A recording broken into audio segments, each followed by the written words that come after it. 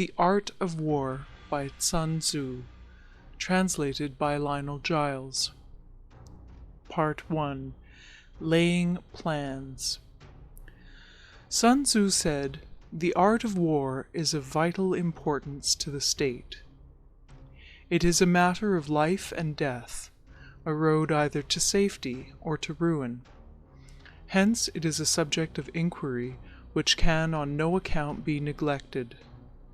The art of war, then, is governed by 5 constant factors, to be taken into account in one's deliberations when seeking to determine the conditions obtaining in the field. These are 1. The moral law, 2. Heaven, 3. Earth, 4. The commander, 5. Method and discipline. The moral law causes the people to be in complete accord with their ruler, so that they will follow him regardless of their lives, undismayed by any danger. Heaven signifies night and day, cold and heat, times and seasons. Earth comprises distances, great and small, danger and security, open ground and narrow passes, the chances of life and death. The commander stands for the virtues of wisdom, sincerity, benevolence, courage, and strictness. By method and discipline are to be understood the marshalling of the army in its proper subdivisions, the graduations of rank among the officers, the maintenance of roads by which supplies may reach the army, and the control of military expenditure. These 5 heads should be familiar to every general. He who knows them will be victorious. He who knows them not will fail. Therefore, in your deliberations, when seeking to determine the military conditions, let them be made the basis of a comparison in this wise. 1. Which of the 2 sovereigns is imbued with the moral law? 2. Which of the 2 generals has most ability? 3. With whom lie the advantages derived from heaven and earth? 4. On which side is discipline most rigorously enforced? 5. Which army is stronger? 6. On which side are officers and men more highly trained? 7. In which army is there the greater constancy both in reward and punishment? By means of these 7 considerations, I can forecast victory or defeat. The general that hearkens to my counsel and acts upon it will conquer. Let such a one be retained in command. The general that hearkens not to my counsel nor acts upon it will suffer defeat. Let such a one be dismissed. While heeding the profit of my counsel, avail yourself also of any helpful circumstances over and beyond the ordinary rules. According as circumstances are favorable, one should modify one's plans. All warfare is based on deception. Hence, when able to attack, we must seem unable. When using our forces, we must seem inactive. When we are near, we must make the enemy believe we are far away. When far away, we must make him believe we are near. Hold out baits to entice the enemy, feign disorder, and crush him. If he is secure at all points, be prepared for him. If he is in superior strength, evade him. If your opponent is of choleric temper, seek to irritate him. Pretend to be weak, that he may grow arrogant. If he is taking his ease, give him no rest. If his forces are united, separate them. Attack him where he is unprepared. Appear where you are not expected. These military devices, leading to victory, must not be divulged beforehand. Now the general who wins a battle makes many calculations in his temple ere the battle is fought. The general who loses a battle makes but few calculations beforehand. Thus do many calculations lead to victory, and few calculations to defeat. How much more no calculation at all? It is by attention to this point that I can foresee who is likely to win or lose. End of Part 1. Part 2. Waging War. Sun Tzu said, "In the operations of war, where there are in the field 1,000 swift chariots, as many heavy chariots, and 100,000 mail-clad soldiers, with provisions enough to carry them 1,000 li, the expenditure at home and at the front, including entertainment of guests, small items such as glue and paint, and sums spent on chariots and armor, will reach the total of 1,000 ounces of silver per day. Such is the cost of raising an army of 100,000 men." When you engage in actual fighting, if victory is long in coming, then men's weapons will grow dull and their ardor will be damped. If you lay siege to a town, you will exhaust your strength. Again, if the campaign is protracted, the resources of the state will not be equal to the strain. Now, when your weapons are dulled, your ardor damped, your strength exhausted, and your treasure spent, other chieftains will spring up to take advantage of your extremity.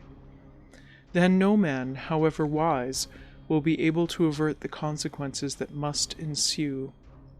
Thus, though we have heard of stupid haste in war, cleverness has never been seen associated with long delays.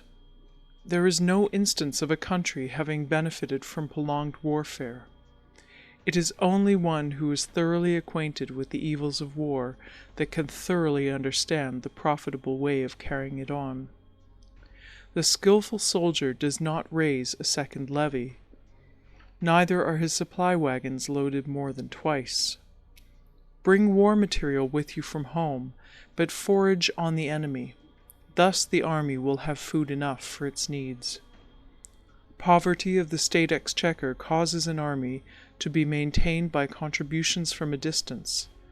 Contributing to maintain an army at a distance causes the people to be impoverished. On the other hand, the proximity of an army causes prices to go up, and high prices cause the people's substance to be drained away. When their substance is drained away, the peasantry will be afflicted by heavy exactions.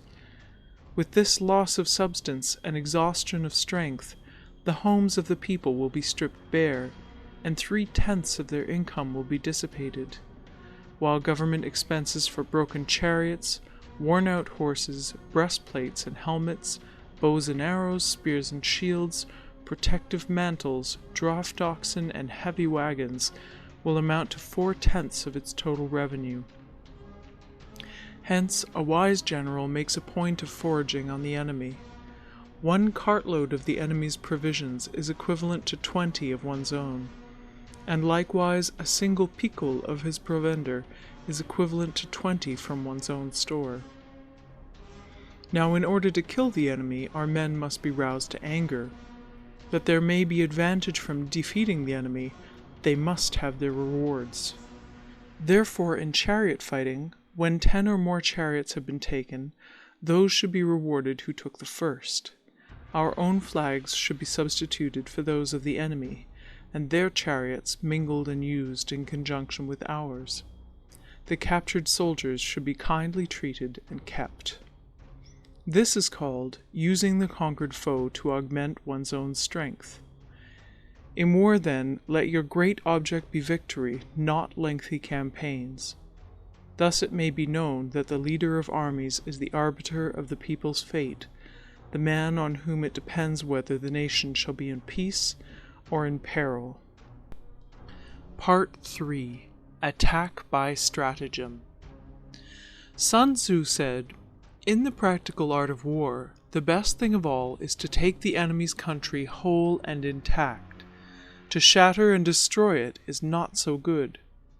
So, too, it is better to recapture an army entire than to destroy it, to capture a regiment, a detachment, or a company entire than to destroy them. Hence, to fight and conquer in all your battles is not supreme excellence. Supreme excellence consists in breaking the enemy's resistance without fighting. Thus, the highest form of generalship is to balk the enemy's plans. The next best is to prevent the junction of the enemy's forces. The next in order is to attack the enemy's army in the field. And the worst policy of all is to besiege walled cities. The rule is not to besiege walled cities if it can possibly be avoided. The preparation of mantlets, movable shelters, and various implements of war will take up 3 whole months, and the piling up of mounds against the walls will take 3 months more. The general, unable to control his irritation, will launch his men to the assault like swarming ants, with the result that 1/3 of his men are slain, while the town still remains untaken. Such are the disastrous effects of a siege. Therefore, the skillful leader subdues the enemy's troops without any fighting. He captures their cities without laying siege to them. He overthrows their kingdom without lengthy operations in the field. With his forces intact, he will dispute the mastery of the empire, and thus, without losing a man, his triumph will be complete. This is the method of attacking by stratagem. It is the rule in war, if our forces are 10 to the enemy's 1, to surround him; if 5 to 1, to attack him; if twice as numerous, to divide our army into 2. If equally matched, we can offer battle; if slightly inferior in numbers, we can avoid the enemy; if quite unequal in every way, we can flee from him.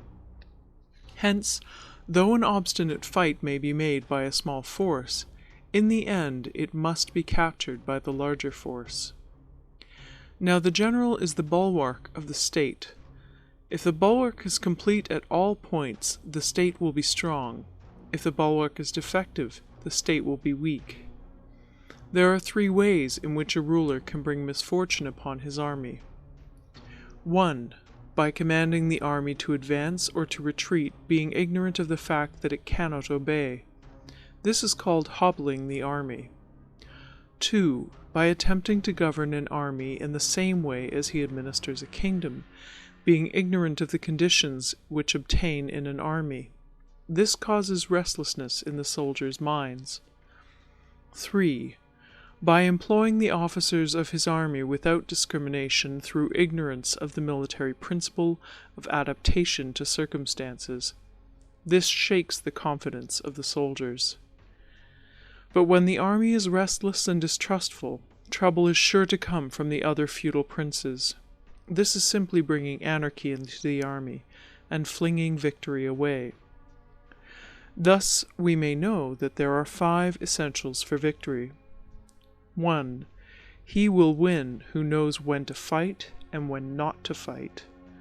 2. He will win who knows how to handle both superior and inferior forces. 3. He will win whose army is animated by the same spirit throughout all its ranks. 4. He will win who, prepared himself, waits to take the enemy unprepared. 5. He will win who has military capacity and is not interfered with by the sovereign. Hence the saying, if you know the enemy and know yourself, you need not fear the result of 100 battles. If you know yourself, but not the enemy, for every victory gained you will also suffer a defeat. If you know neither the enemy nor yourself, you will succumb in every battle. End of Part 3. Part 4. Tactical Dispositions. Sun Tzu said, "The good fighters of old first put themselves beyond the possibility of defeat, and then waited for an opportunity of defeating the enemy.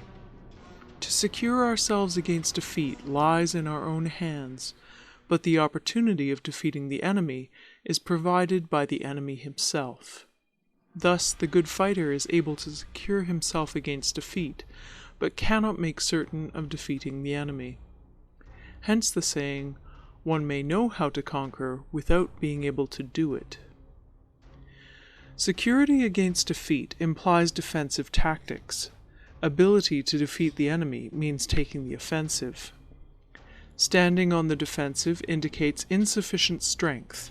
Attacking, a superabundance of strength. The general who is skilled in defense hides in the most secret recesses of the earth. He who is skilled in attack flashes forth from the topmost heights of heaven. Thus, on the one hand, we have ability to protect ourselves, on the other, a victory that is complete. To see victory only when it is within the ken of the common herd is not the acme of excellence. Neither is it the acme of excellence if you fight and conquer, and the whole empire says, "Well done!" To lift an autumn hair is no sign of great strength. To see the sun and moon is no sign of sharp sight. To hear the noise of thunder is no sign of a quick ear. What the ancients called a clever fighter is one who not only wins, but excels in winning with ease. Hence his victories bring him neither reputation for wisdom nor credit for courage. He wins his battles by making no mistakes. Making no mistakes is what establishes the certainty of victory, for it means conquering an enemy that is already defeated. Hence the skillful fighter puts himself into a position which makes defeat impossible, and does not miss the moment for defeating the enemy. Thus it is that in war the victorious strategist only seeks battle after the victory has been won, whereas he who is destined to defeat first fights and afterwards looks for victory. The consummate leader cultivates the moral law and strictly adheres to method and discipline. Thus it is in his power to control success. In respect of military method we have, firstly, measurement, secondly, estimation of quantity, thirdly, calculation, fourthly, balancing of chances, fifthly, victory. Measurement owes its existence to earth, estimation of quantity to measurement, calculation to estimation of quantity, balancing of chances to calculation, and victory to balancing of chances. A victorious army opposed to a routed one is as a pound's weight placed in the scale against a single grain. The onrush of a conquering force is like the bursting of pent-up waters into a chasm 1,000 fathoms deep. Part 5. Energy.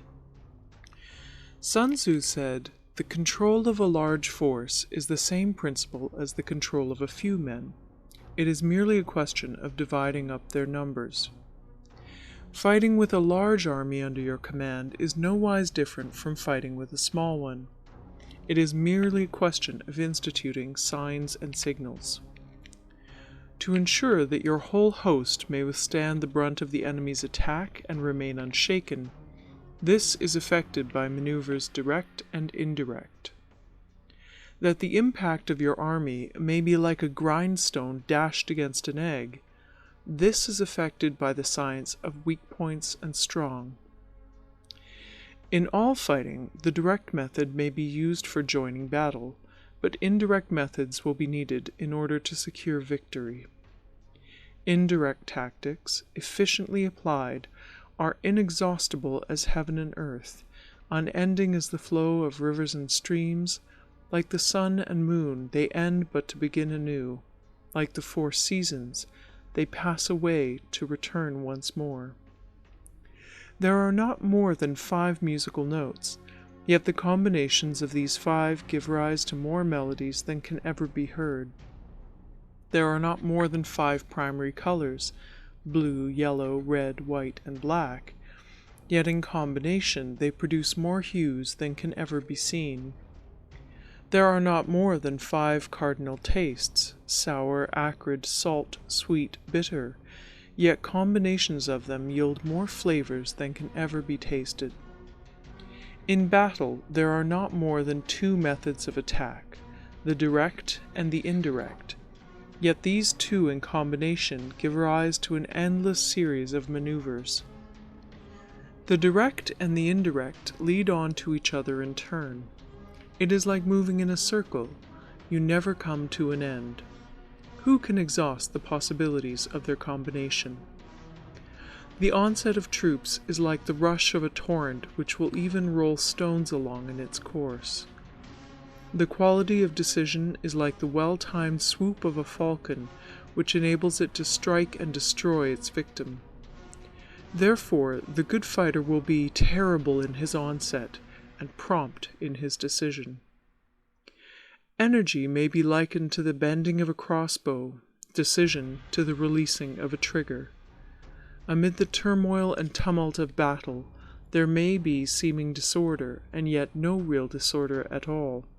Amid confusion and chaos, your array may be without head or tail, yet it will be proof against defeat. Simulated disorder postulates perfect discipline. Simulated fear postulates courage. Simulated weakness postulates strength. Hiding order beneath the cloak of disorder is simply a question of subdivision. Concealing courage under the show of timidity presupposes a fund of latent energy. Masking strength with weakness is to be effected by tactical dispositions. Thus, one who is skillful at keeping the enemy on the move maintains deceitful appearances, according to which the enemy will act. He sacrifices something that the enemy may snatch at it. By holding out baits, he keeps him on the march. Then, with a body of picked men, he lies in wait for him. The clever combatant looks to the effect of combined energy, and does not require too much from individuals. Hence his ability to pick out the right men and utilize combined energy. When he utilizes combined energy, his fighting men become as it were like unto rolling logs or stones, for it is the nature of a log or stone to remain motionless on level ground, and to move when on a slope. If four-cornered, to come to a standstill, but if round-shaped, to go rolling down. Thus the energy developed by good fighting men is as the momentum of a round stone rolled down a mountain thousands of feet in height. So much on the subject of energy. End of Part 5. Part 6. Weak Points and Strong. Sun Tzu said, "Whoever is first in the field and awaits the coming of the enemy will be fresh for the fight. Whoever is second in the field and has to hasten to battle will arrive exhausted." Therefore, the clever combatant imposes his will on the enemy, but does not allow the enemy's will to be imposed on him. By holding out advantages to him, he can cause the enemy to approach of his own accord, or, by inflicting damage, he can make it impossible for the enemy to draw near. If the enemy is taking his ease, he can harass him. If well supplied with food, he can starve him out. If quietly encamped, he can force him to move. Appear at points which the enemy must hasten to defend. March swiftly to places where you are not expected. An army may march great distances without distress if it marches through country where the enemy is not. You can be sure of succeeding in your attacks if you only attack places which are undefended. You can ensure the safety of your defense if you only hold positions that cannot be attacked.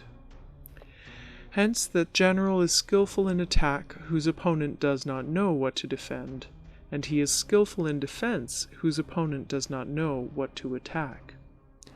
O divine art of subtlety and secrecy! Through you we learn to be invisible, through you inaudible, and hence we can hold the enemy's fate in our hands. You may advance and be absolutely irresistible if you make for the enemy's weak points. You may retire and be safe from pursuit if your movements are more rapid than those of the enemy. If we wish to fight, the enemy can be forced to an engagement even though he be sheltered behind a high rampart and a deep ditch. All we need do is attack some other place that he will be obliged to relieve. If we do not wish to fight, we can prevent the enemy from engaging us even though the lines of our encampment be merely traced out on the ground. All we need do is throw something odd and unaccountable in his way. By discovering the enemy's dispositions and remaining invisible ourselves, we can keep our forces concentrated while the enemy's must be divided. We can form a single united body while the enemy must split up into fractions. Hence, there will be a whole pitted against separate parts of a whole, which means that we shall be many to the enemy's few. And if we are able thus to attack an inferior force with a superior one, our opponents will be in dire straits. The spot where we intend to fight must not be made known, for then the enemy will have to prepare against a possible attack at several different points. And his forces being thus distributed in many directions, the numbers we shall have to face at any given point will be proportionately few. For should the enemy strengthen his van, he will weaken his rear. Should he strengthen his rear, he will weaken his van. Should he strengthen his left, he will weaken his right. Should he strengthen his right, he will weaken his left. If he sends reinforcements everywhere, he will everywhere be weak. Numerical weakness comes from having to prepare against possible attacks. Numerical strength from compelling our adversary to make these preparations against us. Knowing the place and the time of the coming battle, we may concentrate from the greatest distances in order to fight. But if neither time nor place be known, then the left wing will be impotent to succour the right equally impotent to succour the left, the van unable to relieve the rear, or the rear to support the van. How much more so if the furthest proportions of the army are anything under 100 li apart, and even the nearest are separated by several li? Though according to my estimate the soldiers of Yue exceed our own in number, that shall advantage them nothing in the matter of victory. I say then that victory can be achieved. Though the enemy be stronger in numbers, we may prevent him from fighting. Scheme so as to discover his plans and the likelihood of their success. Rouse him and learn the principle of his activity or inactivity. Force him to reveal himself so as to find out his vulnerable spots. Carefully compare the opposing army with your own, so that you may know where strength is superabundant and where it is deficient. In making tactical dispositions, the highest pitch you can attain is to conceal them. Conceal your dispositions, and you will be safe from the prying of the subtlest spies, from the machinations of the wisest brains. How victory may be produced for them out of the enemy's own tactics, that is what the multitude cannot comprehend. All men can see the tactics whereby I conquer, but what none can see is the strategy out of which victory is evolved. Do not repeat the tactics which have gained you one victory, but let your methods be regulated by the infinite variety of circumstances. Military tactics are like unto water, for water in its natural course runs away from high places and hastens downwards. So in war, the way is to avoid what is strong and to strike at what is weak. Water shapes its course according to the nature of the ground over which it flows. The soldier works out his victory in relation to the foe whom he is facing. Therefore, just as water retains no constant shape, in warfare there are no constant conditions. He who can modify his tactics in relation to his opponent and thereby succeed in winning may be called a heaven-born captain. The 5 elements, water, fire, wood, metal, earth, are not always equally predominant. The 4 seasons make way for each other in turn. There are short days and long. The moon has its periods of waning and waxing. The Art of War by Sun Tzu, translated by Lionel Giles. Part 7. Maneuvering. Sun Tzu said, In war, the general receives his commands from the sovereign. Having collected an army and concentrated his forces, he must blend and harmonize the different elements thereof before pitching his camp. After that comes tactical maneuvering, than which there is nothing more difficult. The difficulty of tactical maneuvering consists in turning the devious into the direct, and misfortune into gain. Thus, to take a long and circuitous route, after enticing the enemy out of the way, and those starting after him, to contrive to reach the goal before him, shows knowledge of the artifice of deviation. Maneuvering with an army is advantageous, with an undisciplined multitude most dangerous. If you set a fully equipped army in march in order to snatch an advantage, the chances are that you will be too late. On the other hand, to detach a flying column for the purpose involves the sacrifice of its baggage and stores. Thus, if you order your men to roll up their buff coats and make forced marches without halting day or night, covering double the usual distance at a stretch, doing 100 li in order to wrest an advantage, the leaders of all your 3 divisions will fall into the hands of the enemy. The stronger men will be in front, the jaded ones will fall behind, and on this plan only 1/10 of your army will reach its destination.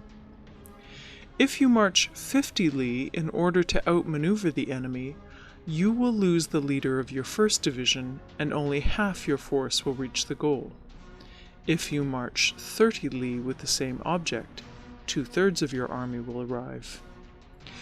We may take it then that an army without its baggage train is lost. Without provisions, it is lost. Without bases of supply, it is lost. We cannot enter into alliances until we are acquainted with the designs of our neighbors. We are not fit to lead an army on the march unless we are familiar with the face of the country, its mountains and forests, its pitfalls and precipices, its marshes and swamps. We shall be unable to turn natural advantage to account unless we make use of local guides. In war, practice dissimulation and you will succeed. Whether to concentrate or to divide your troops must be decided by circumstances. Let your rapidity be that of the wind, your compactness that of the forest. In raiding and plundering be like fire, in immovability like a mountain. Let your plans be dark, and impenetrable as night, and when you move, fall like a thunderbolt. When you plunder a countryside, let the spoil be divided amongst your men. When you capture new territory, cut it up into allotments for the benefit of the soldiery. Ponder and deliberate before you make a move. He will conquer who has learnt the artifice of deviation. Such is the art of maneuvering. The Book of Army Management says, "On the field of battle, the spoken word does not carry far enough. Hence the institution of gongs and drums. Nor can ordinary objects be seen clearly enough. Hence the institution of banners and flags. Gongs and drums, banners and flags are means whereby the ears and eyes of the host may be focused on one particular point." The host thus forming a single united body, it is impossible either for the brave to advance alone, or for the cowardly to retreat alone. This is the art of handling large masses of men. In night fighting, then, make much use of signal flyers and drums, and in fighting by day, of flags and banners, as a means of influencing the ears and eyes of your army. A whole army may be robbed of its spirit. A commander-in-chief may be robbed of his presence of mind.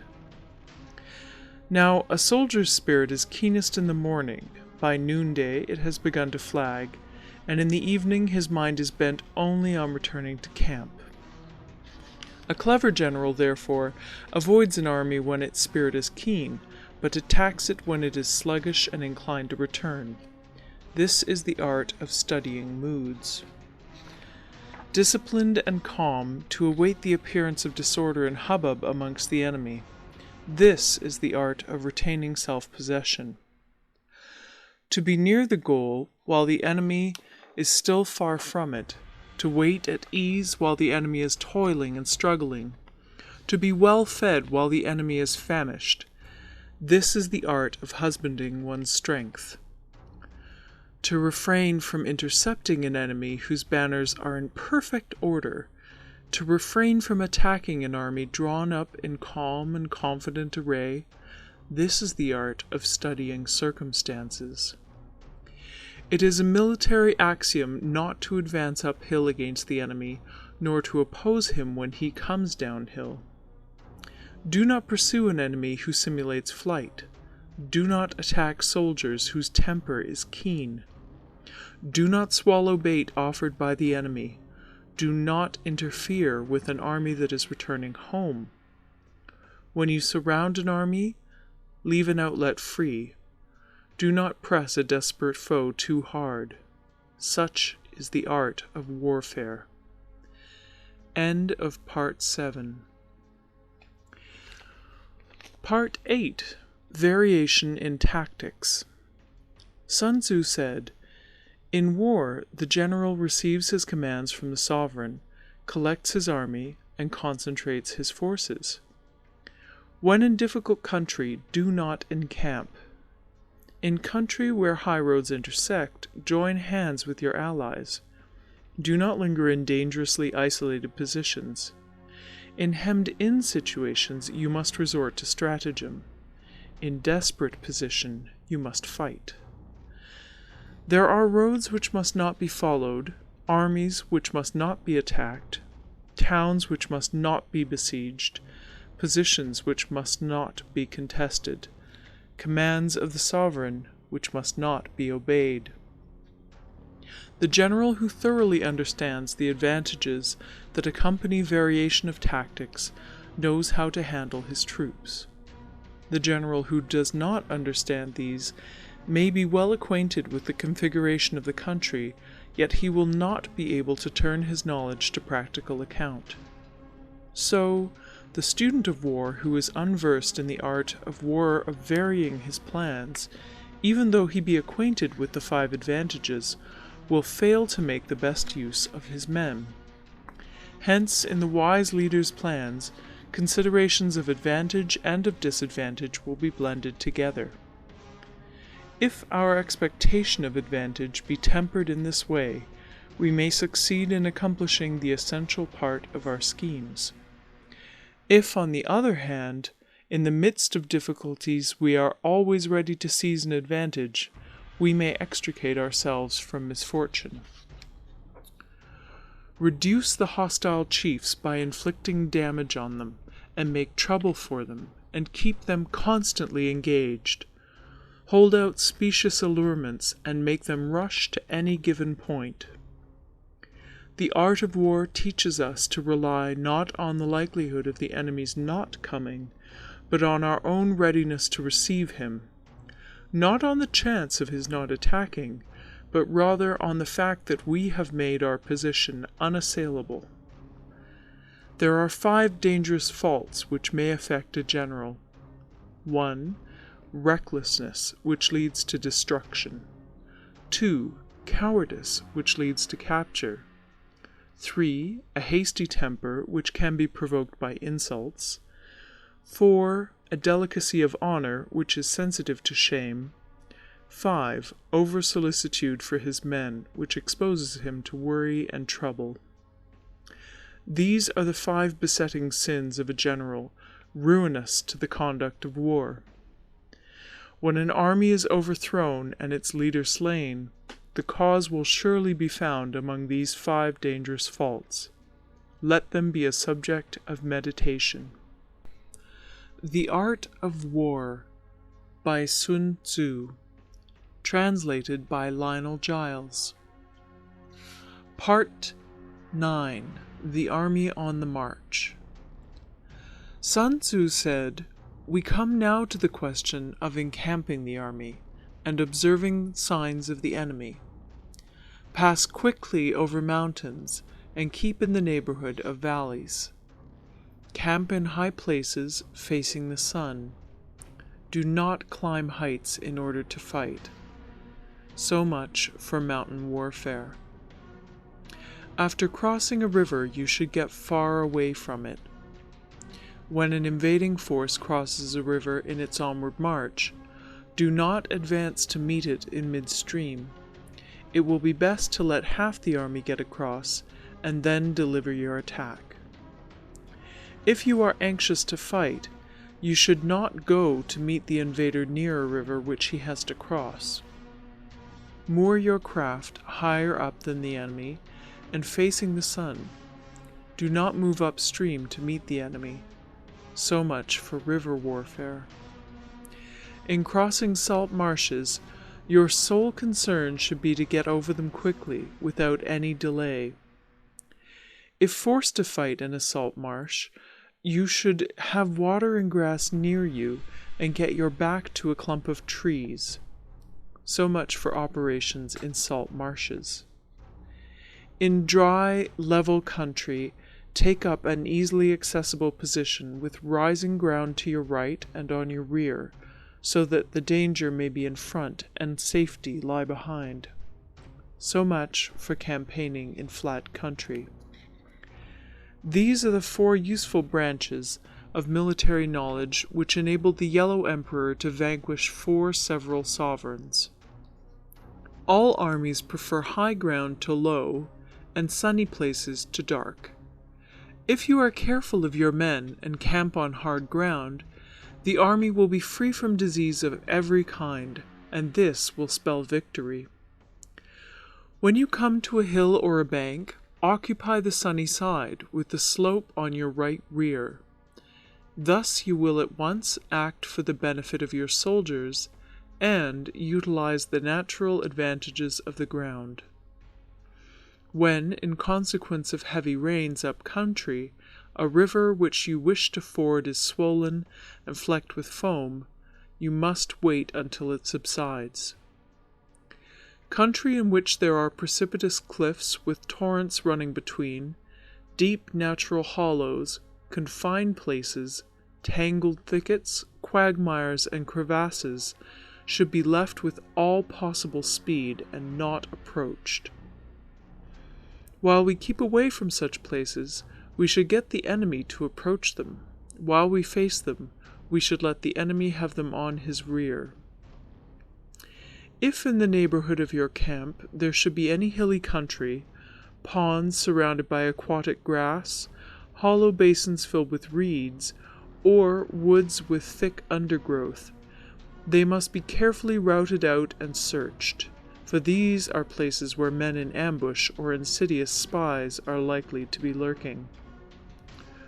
When the enemy is close at hand and remains quiet, he is relying on the natural strength of his position.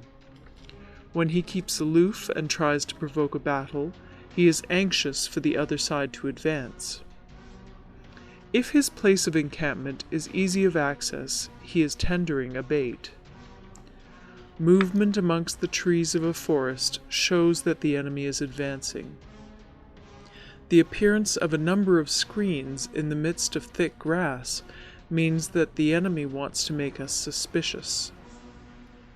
The rising of birds in their flight is the sign of an ambuscade. Startled beasts indicate that a sudden attack is coming. When there is dust rising in a high column, it is the sign of chariots advancing. When the dust is low, but spread over a wide area, it betokens the approach of infantry. When it branches out in different directions, it shows that parties have been sent to collect firewood. A few clouds of dust moving to and fro signify that the army is encamping. Humble words and increased preparations are signs that the enemy is about to advance. Violent language and driving forward as if to the attack are signs that he will retreat. When the light chariots come out first and take up a position on the wings, it is a sign that the enemy is forming for battle.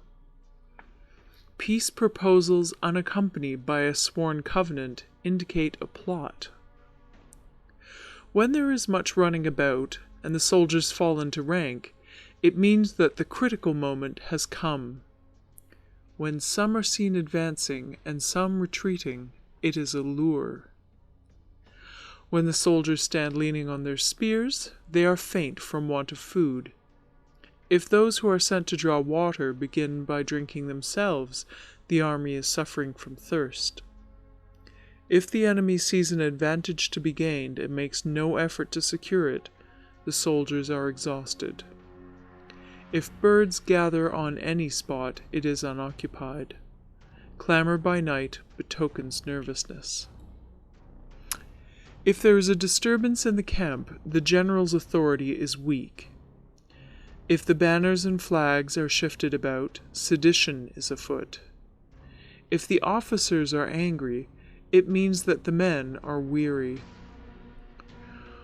When an army feeds its horses with grain and kills its cattle for food, and when the men do not hang their cooking pots over the campfires, showing that they will not return to their tents, you may know that they are determined to fight to the death. The sight of men whispering together in small knots, or speaking in subdued tones, points to disaffection amongst the rank and file. Too frequent rewards signify that the enemy is at the end of his resources. Too many punishments betray a condition of dire distress. To begin by bluster, but afterwards to take fright at the enemy's numbers, shows a supreme lack of intelligence. When envoys are sent with compliments in their mouths, it is a sign that the enemy wishes for a truce. If the enemy's troops march up angrily and remain facing ours for a long time without either joining battle or taking themselves off again, the situation is one that demands great vigilance and circumspection. If our troops are no more in number than the enemy, that is amply sufficient. It only means that no direct attack can be made. What we can do is simply to concentrate all our available strength, keep a close watch on the enemy, and obtain reinforcements. He who exercises no forethought, but makes light of his opponents, is sure to be captured by them. If soldiers are punished before they have grown attached to you, they will not prove submissive. And, unless submissive, they will be practically useless. If, when the soldiers have become attached to you, punishments are not enforced, they will still be useless. Therefore, soldiers must be treated in the first instance with humanity, but kept under control by means of iron discipline. This is a certain road to victory. If in training soldiers commands are habitually enforced, the army will be well disciplined. If not, its discipline will be bad. If a general shows confidence in his men, but always insists on his orders being obeyed, the gain will be mutual. End of Part 9. Part 10. Terrain. Sun Tzu said, "We may distinguish 6 kinds of terrain, to wit, 1. Accessible ground, 2. Entangling ground, 3. Temporizing ground, 4. Narrow passes, 5. Precipitous heights, 6. Positions at a great distance from the enemy." Ground which can be freely traversed by both sides is called accessible. With regard to ground of this nature, be before the enemy in occupying the raised and sunny spots, and carefully guard your line of supplies. Then you will be able to fight with advantage. Ground which can be abandoned but is hard to reoccupy is called entangling. From a position of this sort, if the enemy is unprepared, you may sally forth and defeat him. But if the enemy is prepared for your coming, and you fail to defeat him, then, return being impossible, disaster will ensue. When the position is such that neither side will gain by making the first move, it is called temporizing ground. In a position of this sort, even though the enemy should offer us an attractive bait, it will be advisable not to stir forth, but rather to retreat, thus enticing the enemy in his turn. Then, when part of his army has come out, we may deliver our attack with advantage. With regard to narrow passes, if you can occupy them first, let them be strongly garrisoned and await the advent of the enemy. Should the army forestall you in occupying a pass, do not go after him if the pass is fully garrisoned, but only if it is weakly garrisoned. With regard to precipitous heights, if you are beforehand with your adversary, you should occupy the raised and sunny spots, and there wait for him to come up. If the enemy has occupied them before you, do not follow him, but retreat, and try to entice him away. If you are situated at a great distance from the enemy, and the strength of the two armies is equal, it is not easy to provoke a battle, and fighting will be to your disadvantage. These 6 are the principles connected with earth. The general who's attained a responsible post must be careful to study them. Now, an army is exposed to 6 several calamities, not arising from natural causes, but from faults for which the general is responsible. These are 1. Flight, 2. Insubordination, 3. Collapse, 4. Ruin, 5. Disorganization, 6. Rout. Other conditions being equal, if one force is hurled against another 10 times its size, the result will be the flight of the former. When the common soldiers are too strong and their officers too weak, the result is insubordination. When the officers are too strong and the common soldiers too weak, the result is collapse.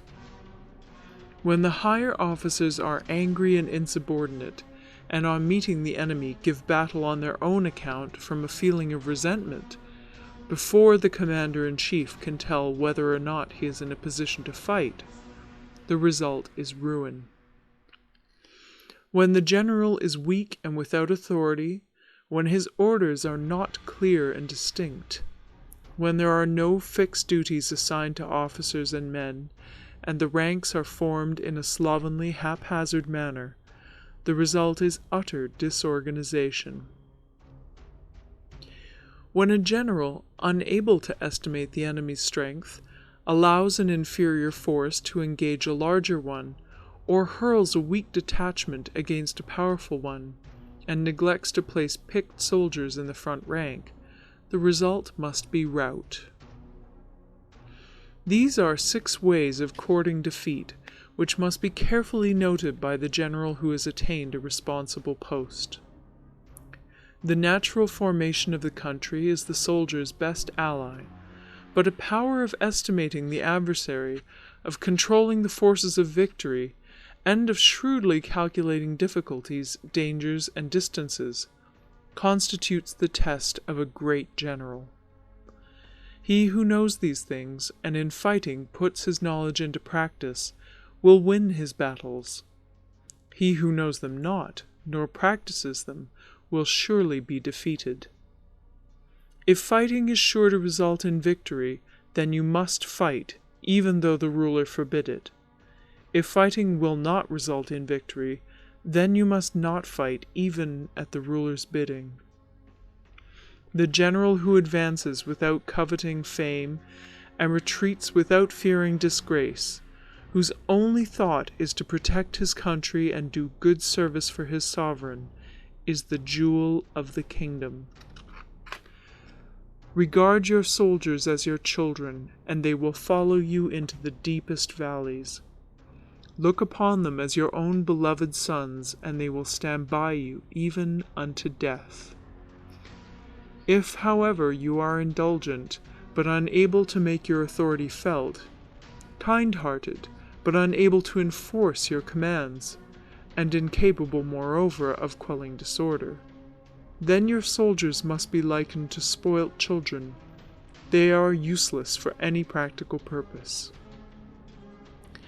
If we know that our own men are in a condition to attack, but are unaware that the enemy is not open to attack, we have gone only halfway towards victory.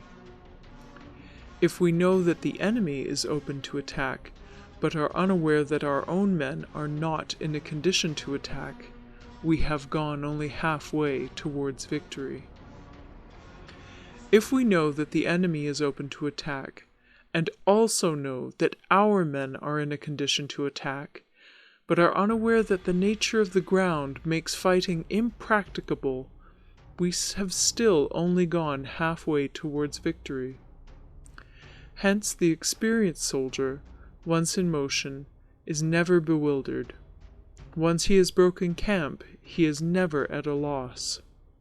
Hence the saying, "If you know the enemy and know yourself, your victory will not stand in doubt. If you know heaven and know earth, you may make your victory complete."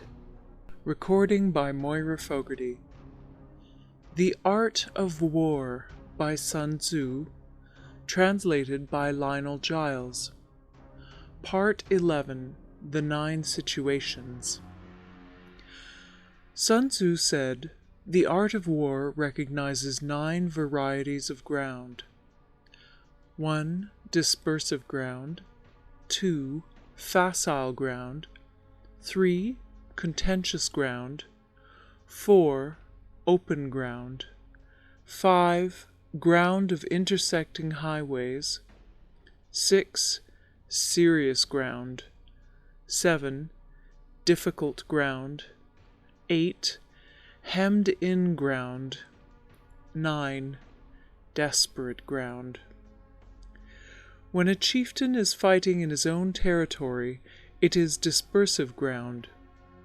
When he has penetrated into hostile territory, but to no great distance, it is facile ground. Ground the possession of which imports great advantage to either side is contentious ground. Ground on which each side has liberty of movement is open ground. Ground which forms the key to 3 contiguous states, so that he who occupies it first has most of the empire at his command, is a ground of intersecting highways. When an army has penetrated into the heart of a hostile country, leaving a number of fortified cities in its rear, it is serious ground. Mountain forests, rugged steeps, marshes, and fens, all country that is hard to traverse, this is difficult ground. Ground which is reached through narrow gorges, and from which we can only retire by tortuous paths, so that a small number of the enemy would suffice to crush a large body of our men, this is hemmed-in ground. Ground on which we can only be saved from destruction by fighting without delay is desperate ground. On dispersive ground, therefore, fight not. On facile ground, halt not. On contentious ground, attack not. On open ground, do not try to block the enemy's way. On the ground of intersecting highways, join hands with your allies. On serious ground, gather in plunder. In difficult ground, keep steadily on the march. On hemmed-in ground, resort to stratagem. On desperate ground, fight. Those who were called skillful leaders of old knew how to drive a wedge between the enemy's front and rear, to prevent cooperation between his large and small divisions, to hinder the good troops from rescuing the bad, the officers from rallying their men. When the enemy's men were united, they managed to keep them in disorder. When it was to their advantage, they made a forward move. When otherwise, they stopped still. If asked how to cope with a great host of the enemy in orderly array, and on the point of marching to the attack, I should say, begin by seizing something which your opponent holds dear. Then he will be amenable to your will. Rapidity is the essence of war. Take advantage of the enemy's unreadiness. Make your way by unexpected routes, and attack unguarded spots. The following are the principles to be observed by an invading force. The further you penetrate into a country, the greater will be the solidarity of your troops, and thus the defenders will not prevail against you. Make forays in fertile country in order to supply your army with food. Carefully study the well-being of your men, and do not overtax them. Concentrate your energy and hoard your strength. Keep your army continually on the move, and devise unfathomable plans. Throw your soldiers into positions whence there is no escape, and they will prefer death to flight. If they will face death, there is nothing they may not achieve. Officers and men alike will put forth their uttermost strength. Soldiers, when in desperate straits, lose the sense of fear. If there is no place of refuge, they will stand firm. If they are in hostile country, they will show a stubborn front. If there is no help for it, they will fight hard. Thus, without waiting to be marshaled, the soldiers will be constantly on the qui-vive. Without waiting to be asked, they will do your will. Without restrictions, they will be faithful. Without giving orders, they can be trusted. Prohibit the taking of omens, and do away with superstitious doubts. Then, until death itself comes, no calamity need be feared. If our soldiers are not overburdened with money, it is not because they have a distaste for riches. If their lives are not unduly long, it is not because they are disinclined to longevity.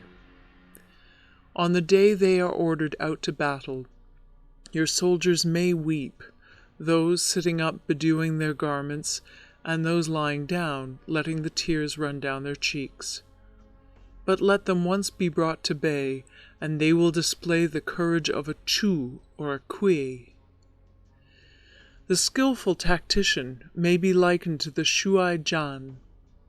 Now, the Shuai-jan is a snake that is found in the Ch'ung Mountains.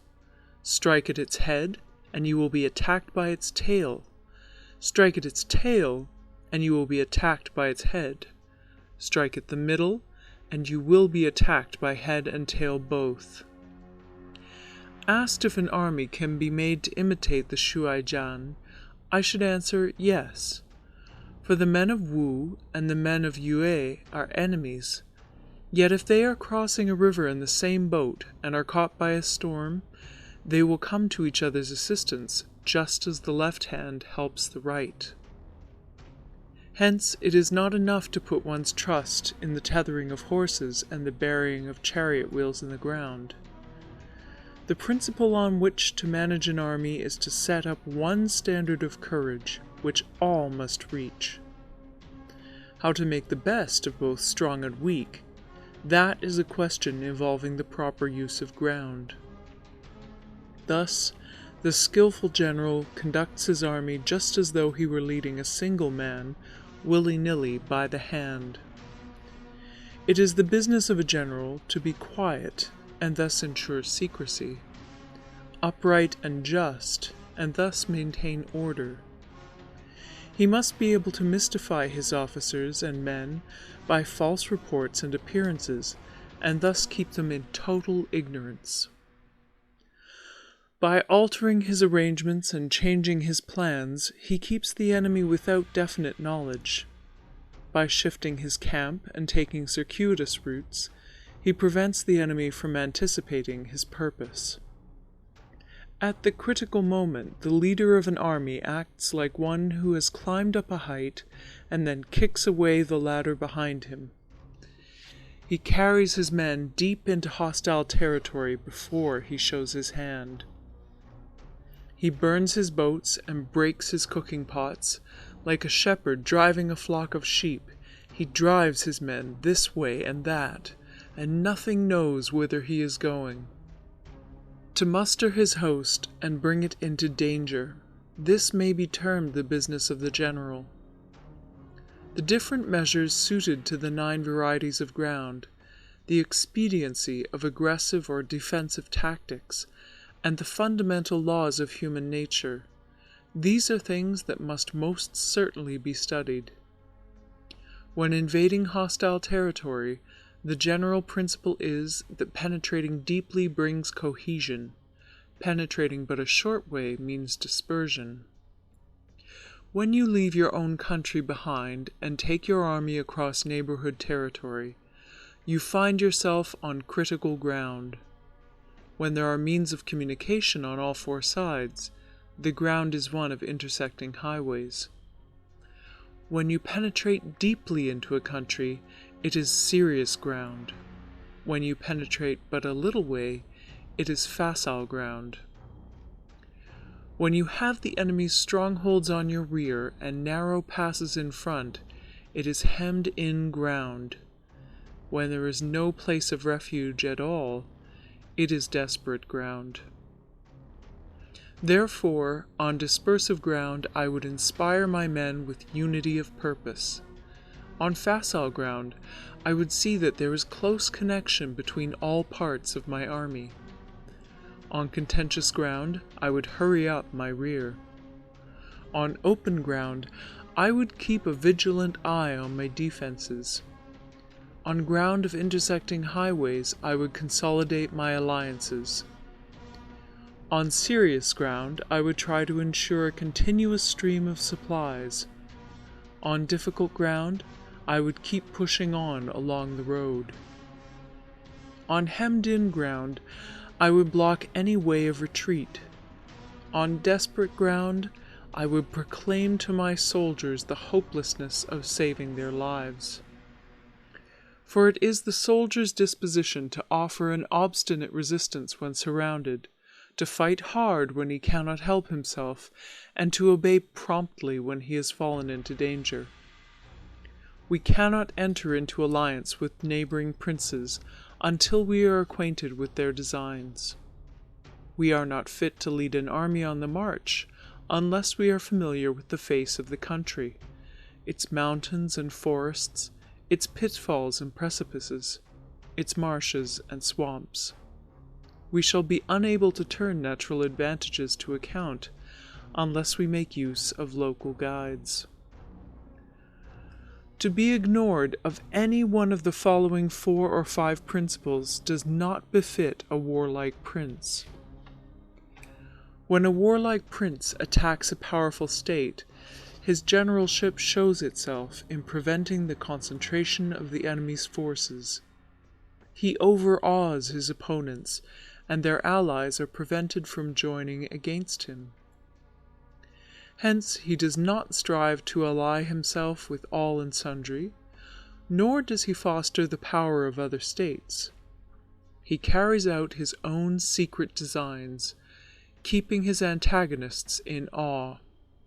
Thus he is able to capture their cities and overthrow their kingdoms. Bestow rewards without regard to rule, issue orders without regard to previous arrangements, and you will be able to handle a whole army as though you had to do with but a single man.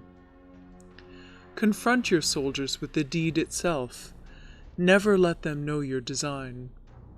When the outlook is bright, bring it before their eyes, but tell them nothing when the situation is gloomy. Place your army in deadly peril, and it will survive. Plunge it into desperate straits, and it will come off in safety.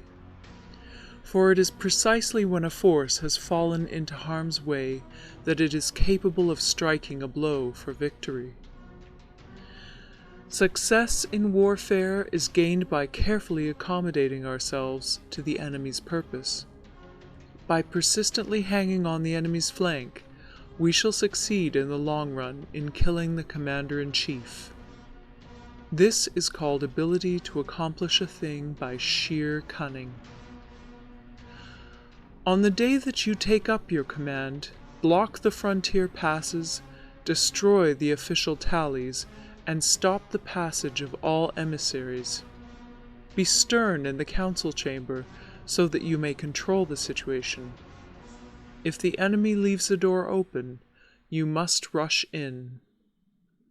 Forestall your opponent by seizing what he holds dear, and subtly contrive to time his arrival on the ground. Walk in the path defined by rule, and accommodate yourself to the enemy until you can fight a decisive battle. At first, then, exhibit the coyness of a maiden, until the enemy gives you an opening. Afterwards, emulate the rapidity of a running hare, and it will be too late for the enemy to oppose you.